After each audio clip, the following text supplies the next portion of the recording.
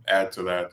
It's been really chaotic, unstable, weird, and I can only hope that things improve themselves quickly because I was really getting pushed to my limit with that person. Drove me absolutely nuts.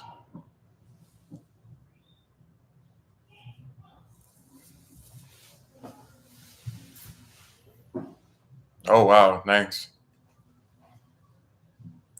Like I said, I don't request stuff from you guys. I just try to make my content in spite of whatever crazy things are going on. Um, so I appreciate it.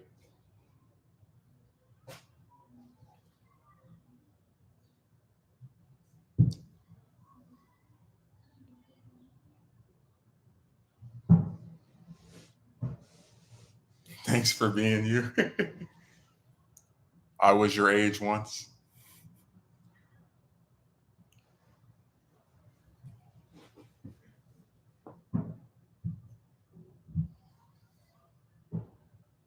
I really am trying. I know it may not seem like it, but even in the non-internet era of this week, I was still driving over to get a hotspot to upload stuff. So now that it's returned, I can actually make something editing wise, rather.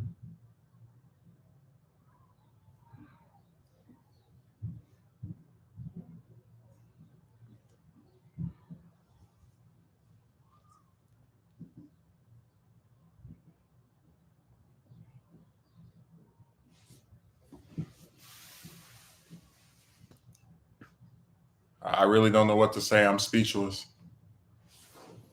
I was not expecting this.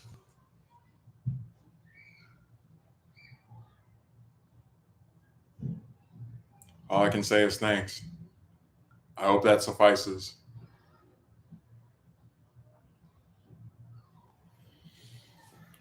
Oh man, it's all good. You're welcome.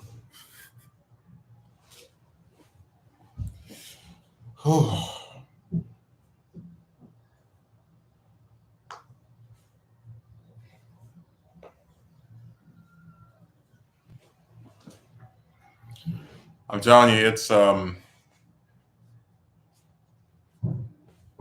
really not something I choose to have happen. I would love nothing more than to just make edited stuff each week, but the obligations of real life can be very challenging in terms of wanting that desire or having that desire.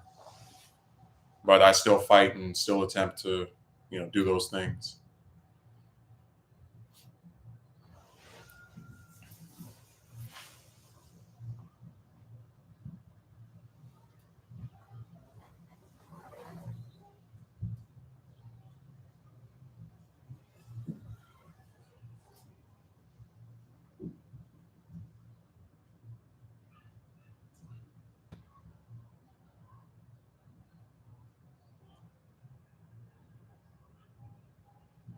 Can't stop time. It keeps going. I know I'm just saying that it's hard to like put stuff out as often as I want when there's all these other things going on.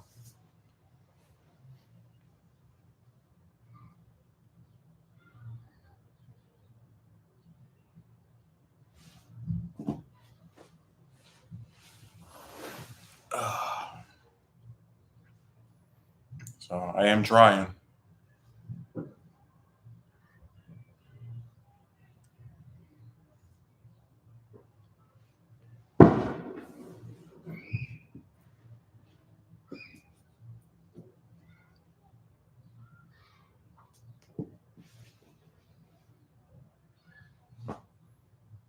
Man, these holidays, they don't mean anything anymore, I tell you.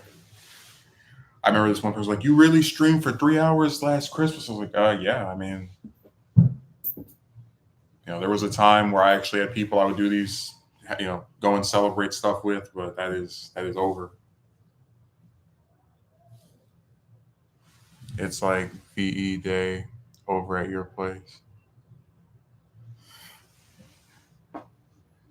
like I said, they're doing all types of weird stuff outside. I don't have any control over it. If I had my way, they would stop. But that's the joys of these neighborhoods, right? All the houses are all bunched up together, so whenever somebody sneezes, you can hear it from right here. They scream, you can hear it from right here. It's just an ordeal to be endured.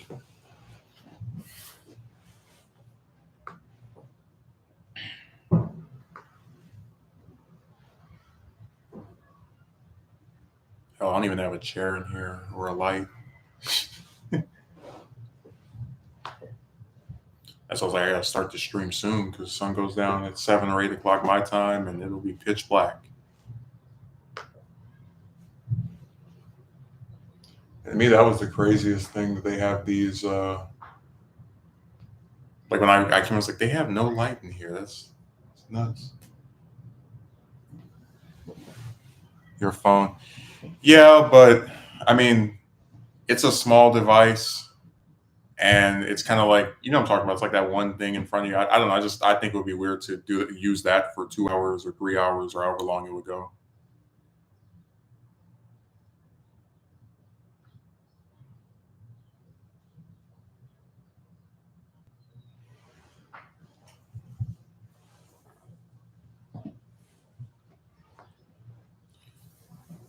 I don't know. Maybe I'll go out and I'm trying to remember what's open today because that's always the hardest part about these holidays, trying to see what store is open, what store is not. I was even surprised the internet guy came today. I thought they were gonna tell me, oh, you gotta wait until the 5th.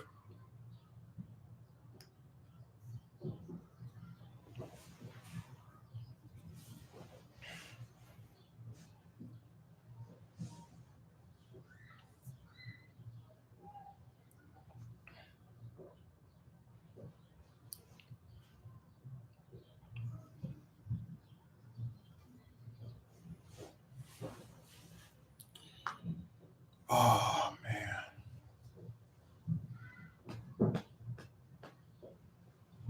My family and I are coming to,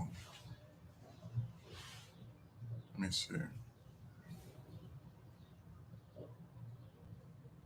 to Cali in August. Oh, what's happening in August?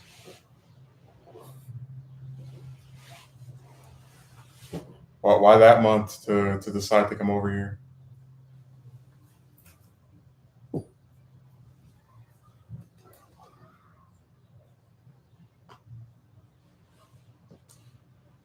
Oh, Universal. Well, I hope you have fun.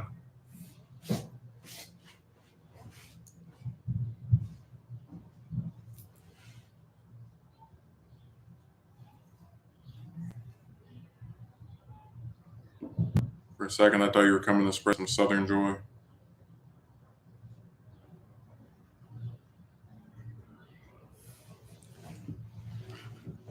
You think I'm kidding? I'm so close to doing that video on those Discord people. Like well, one of them did last week. Man, she's getting it.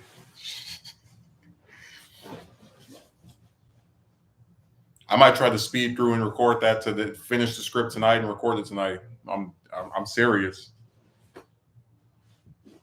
I got all the screenshots ready and everything. Just have to finish writing the script. Video's called Discord Women Worse Than You Could Ever Imagine. I mean, some of the stuff I saw in there these last 2 weeks, it has been a nightmare. People act like they don't have any kind of sense.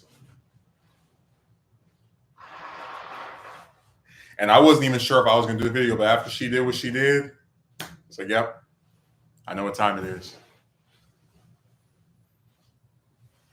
I can only imagine. Dude, like, Jem, what would I look like if I started telling you a bunch of personal stuff about me? Like, just dumping all this personal stuff, right? And you, in turn, tell me some personal stuff. And then a week later, I block you. You'd be like, well, what was the point of you telling me all this stuff about you? That was all to lead to you getting rid of me after a few days? And dude, when you see what it was over, you'll be like, really? Like I always have this idea in my head of somebody will curse you out and that'll make you not want to talk to them anymore. You can literally say hi to someone and they will be like, yeah, I don't want to speak to you anymore. Get out of here. You say, hey, we haven't spoken in a while. Blocked. They abuse that thing like candy.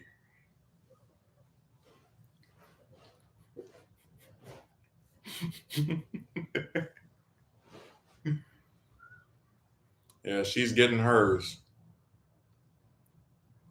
Give us 48 hours. We'll have the video up.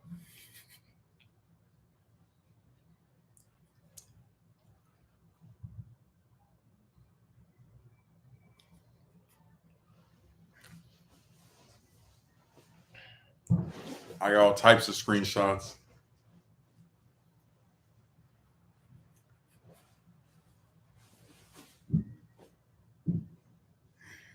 It's coming. It's coming. It's coming.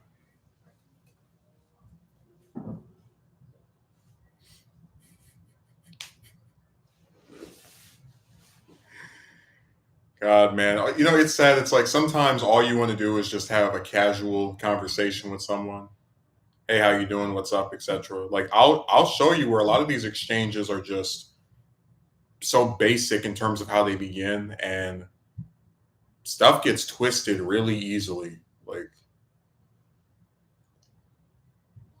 we talked about on this, I think it was the Discord Adventure stream. I was like, there's this one lady where you send her a 5-second recording where you're like, hey, this is my voice. I recorded just for you.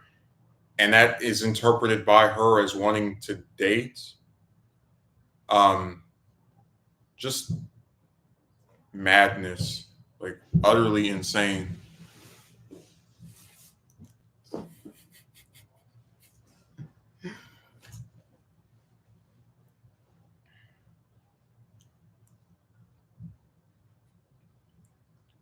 I'm telling you, by the time we're done, we're gonna have like phrases borrowed from each one of them. My coworker met someone on Snapchat. A day later, she gives him her address.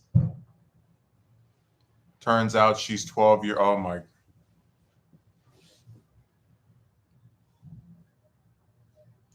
I mean, even at 12, I wouldn't give my address to anybody over the internet.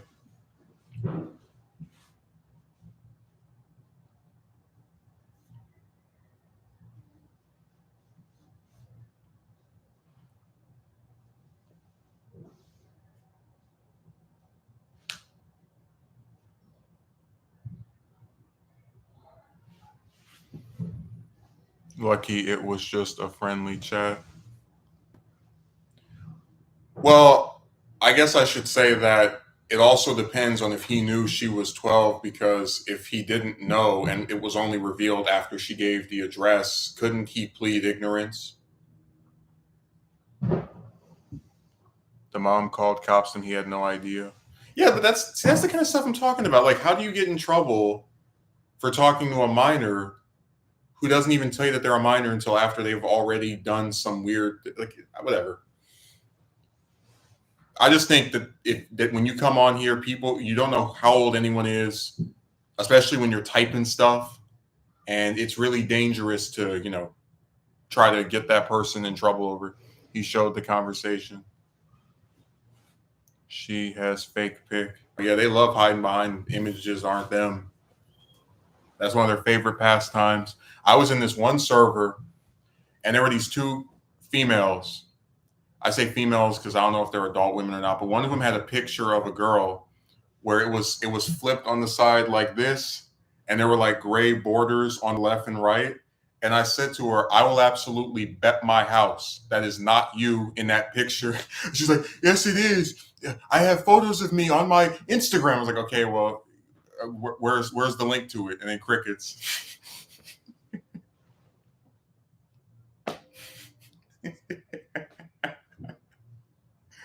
It's like what person takes a picture of themselves and it's like cut on the left and the right, like in a box, but you can see the. Oh my god! I said, "There's no way that's somebody else in that photo." Her mom is upset at the guy. Her mom can kick rocks if she can't prove the guy knew she was a kid. Then he shouldn't be in any trouble for it.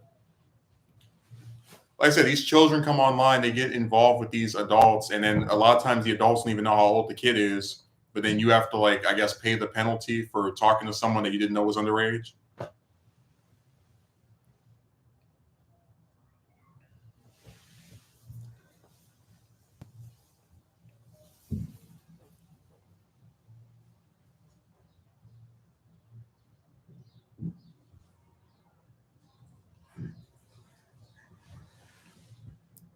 Cops let him go after 2 hours. No charges. It still is stupid to me.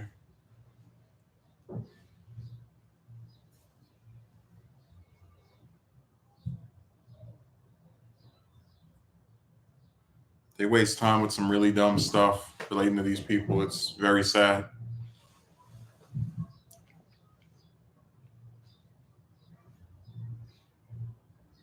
You're going to jail. What happened? Oh, you spoke to someone online. Okay, they're actually 12. Okay, I didn't know they were 12. You're going to jail.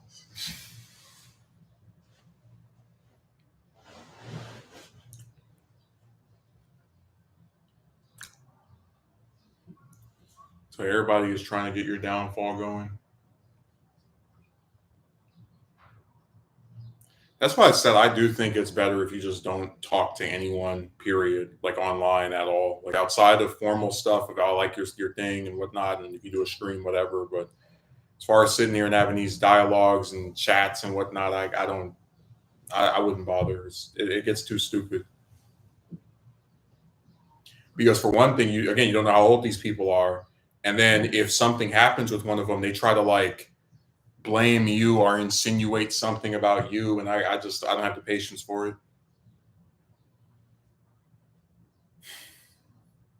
Too many lies.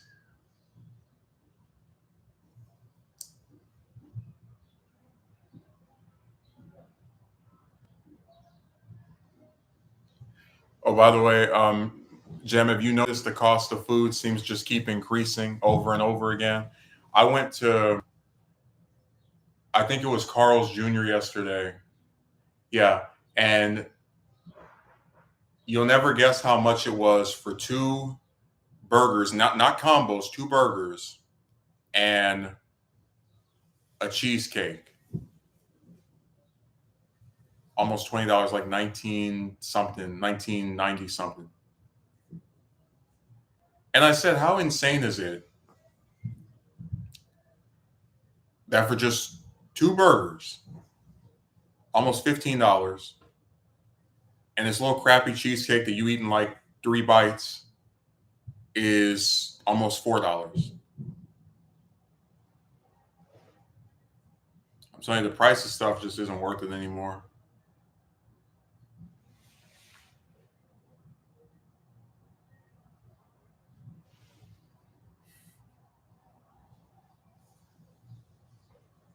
I don't know how the hell anybody eats out every day. They run out of money so fast. The only way I could eat out Monday through Friday, which is like 10 something bucks on average, would be if my job was giving me 4 to 5 days of work each day. But outside of that, they can kick rocks.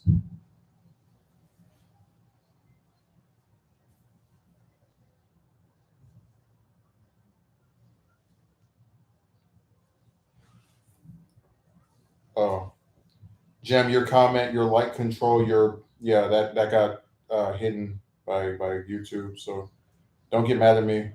I wasn't trying to censor you.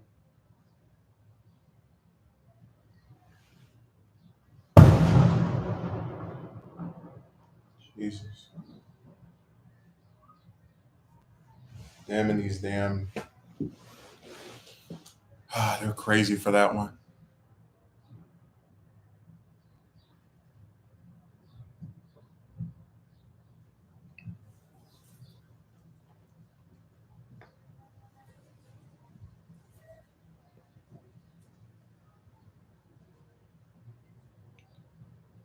But yeah, I think we might have reached a conclusive point here. So, Jem, is there anything else you want to say?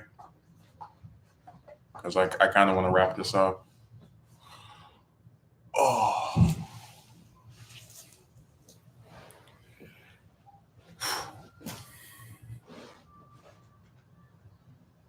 any final comments, statements, thoughts, concerns, theories?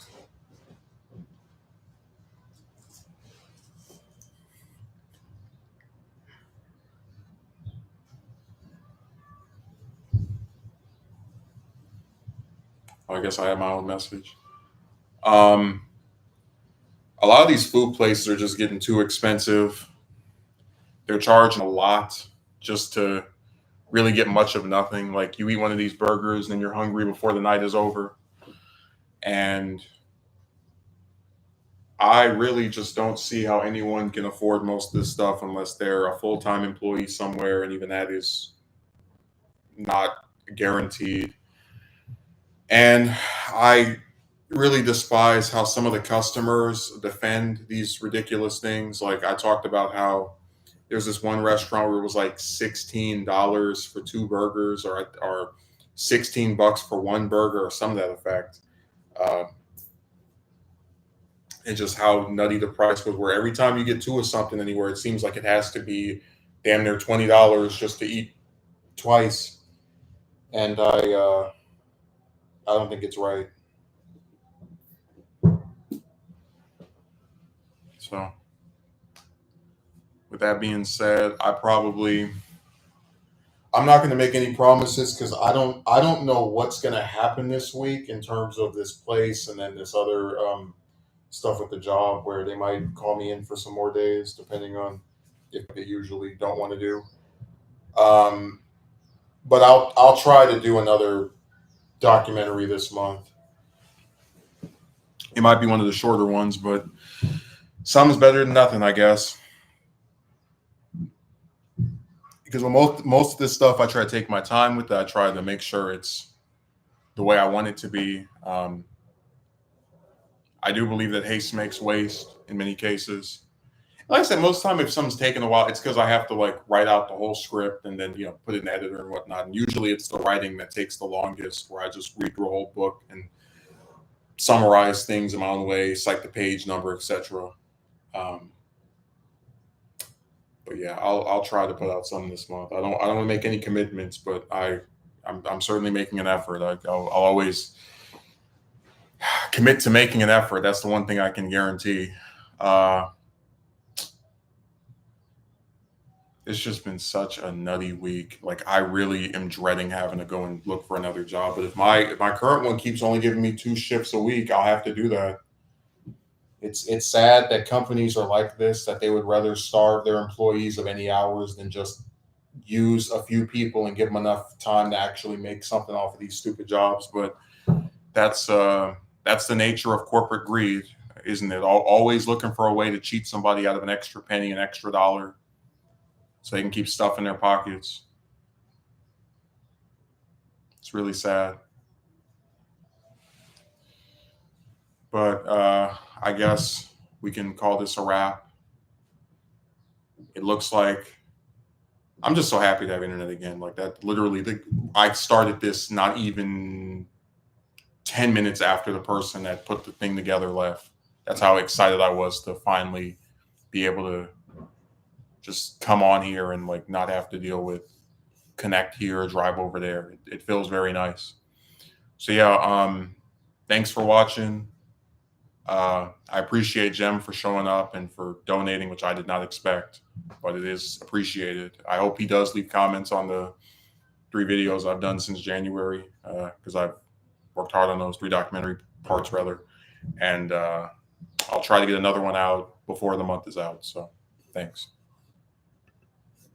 Have a good rest of your Fourth of July. I know I'm going to be hearing fireworks probably for the rest of the night, and it'll make it impossible to sleep. But that's just the cards I've been dealt. I can only try to manage them.